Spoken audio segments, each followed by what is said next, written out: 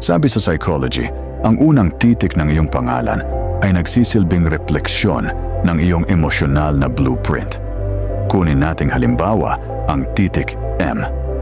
Ang M ay hindi maingay, ngunit punong-puno ng kahulugan. Ang mga taong nagsisimula sa M, ang pangalan, ay madalas na mas malalim ang nararamdaman kaysa sa kanilang ipinapakita. Taglay nila ang init ng pagmamahal sa gitna ng katahimikan at ang lakas na nakabalot sa lambing.